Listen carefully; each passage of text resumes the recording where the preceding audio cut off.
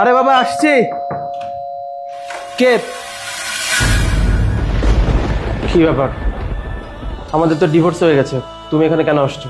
আসলে আমার ড্রেসগুলো রেখে গিয়েছিলাম, ওইগুলো নিতে এসেছি। ঠিক আছে, ভেতরে আসো।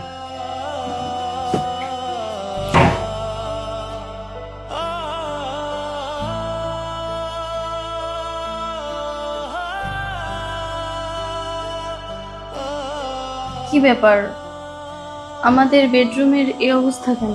মনে হচ্ছে বিছানার চাদরটা অনেকদিন ধরে চেঞ্জ করো নাই, আর জামা কাপড়ও দেখলাম ছিঁড়িয়ে ছিটিয়ে পড়ে আছে। তোমার এই অবস্থা কেন? চুলদারি কাটাও না, চোখের নিচে কালো দাগ পড়ে গিয়েছে, ঠিক মতো ঘুমাও না নাকি?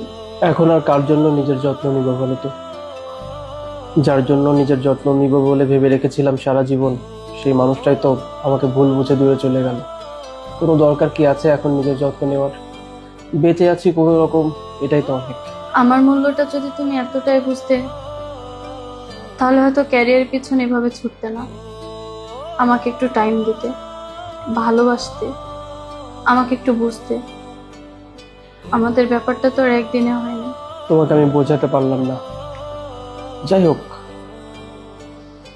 তুমি বুঝবে না, এসব কথা বললে আর লাভ কি? বাদ দাও আমার কথা। তোমার হাতে এটা কিসের দাগ? কি হয়েছে? না, তেমন কিছু না। আমাকে বলো কি হয়েছে। দেখে তো মনে হচ্ছে যে কোনো কিছু ছেঁকা ছেঁকা খেয়েছো। কি হয়েছে তোমার? আসলে রান্না করতে গিয়ে তেল ছুটে পড়েছে। মানে কি? আমি আমি বুঝলাম না। তুমি একটু দেখে রান্না করবে না? তুমি দেখেছো কতটা ক্ষত হয়ে গেছে ওখানে? ওষুধ খেয়েছো? মলম লাগাতে হবে তো। আচ্ছা, আমি মলম নিয়ে আসছি, দাঁড়াও।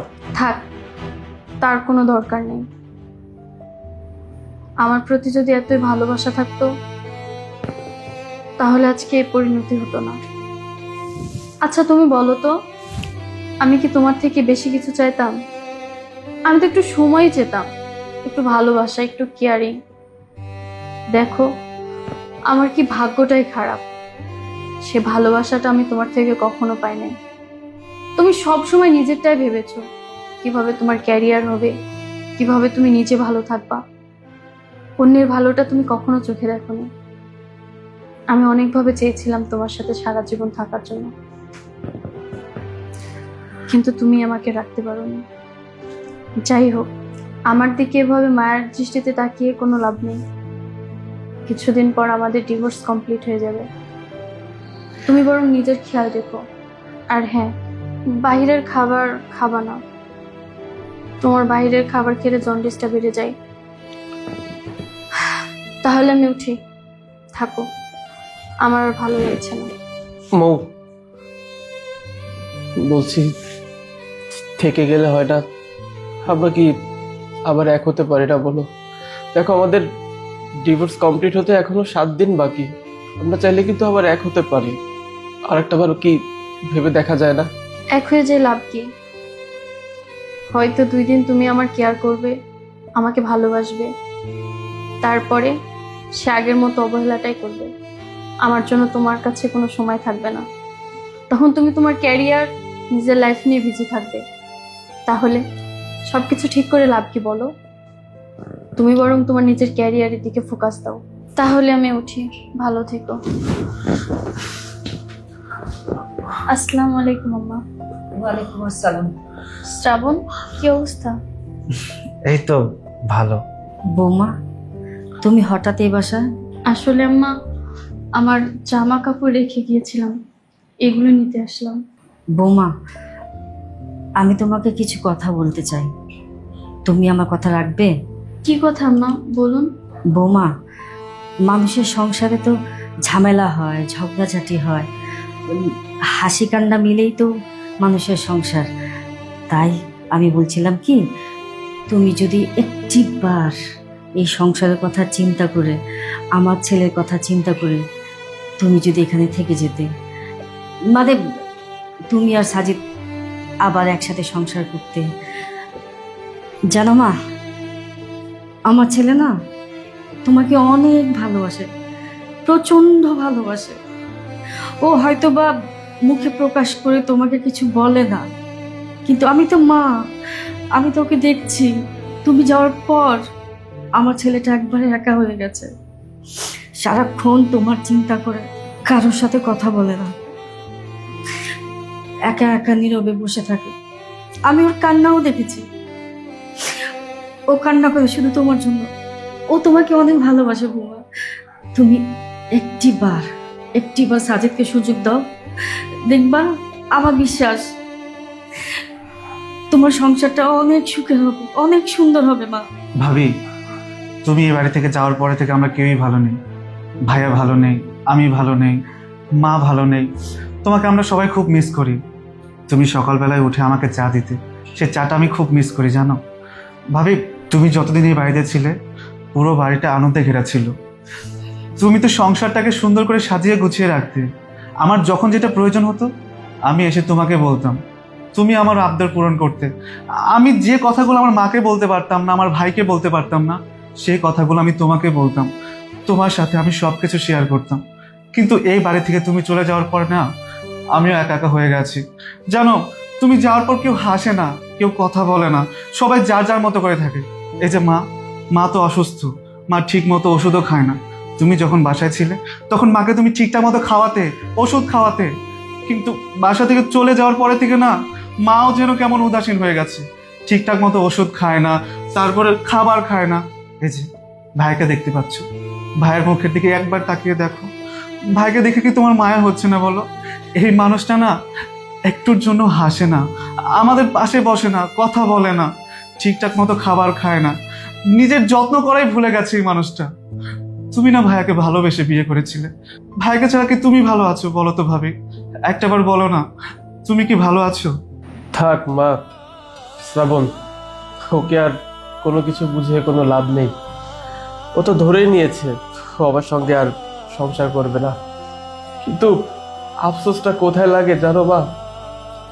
ওকে আমি বোঝাতে পারলাম না যে ওকে আমি কতটা ভালোবাসি। মাল্টিন্যাশনাল কোম্পানিতে জব করি, অন্যের চাকরি করি। চাকরি করা মানেই তো চাকর, যখন যা হুকুম করবে বস সেটাই তো করতে হবে। আমার এগেনস্টে তুমি এলিগেশন কি দিয়েছিলা আমাদের অ্যানিভার্সারির দিন? আমি সঠিক সময় কেন পৌঁছাতে পারিনি, তাই তো? তুমি জানো সেদিন কি হয়েছিল? ও স্যার, আসসালামু আলাইকুম। ওয়ালাইকুম আসসালাম। ওকে, শিকদার গ্রুপের ফাইলটা কি কমপ্লিট হয়েছে? স্যার অলমোস্ট হয়ে গেছে, বলে আমি আপনাকে মেইল করে পাঠিয়ে দিচ্ছি। Okay fine, thank you.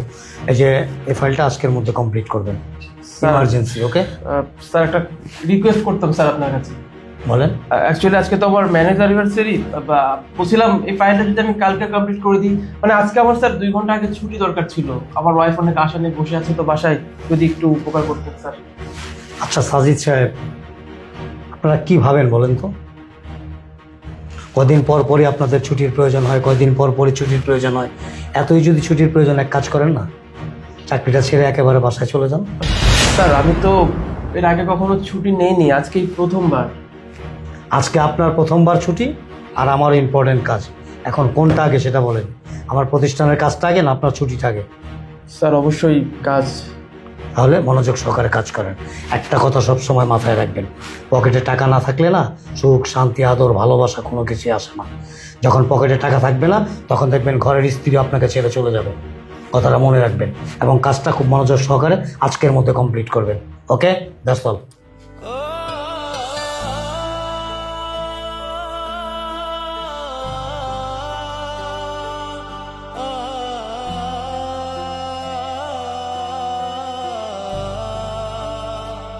রাত কয়টা বাজে? অলমোস্ট 12টা। আজকে আমাদের বাসায় পার্টি ছিল, এটাকে তুমি ভুলে গিয়েছো? আমার আসলে কিছু করার ছিল না। আমি চেষ্টা করেছিলাম জলদি আসার, কিন্তু আসতে পারিনি। তুমি এসেই বা কি করতে? তোমার কি সেই খেয়াল আছে? আজকে বাসা ভর্তি মেহমান আমাকে অপমান করেছে। আজকে আমাদের বিবাহ বার্ষিক ছিল, তুমি সেটাও ভুলে গিয়েছো। বছরে একটা দিন তো আসে, অন্তত একটা দিন তো তুমি আমাকে দেবে।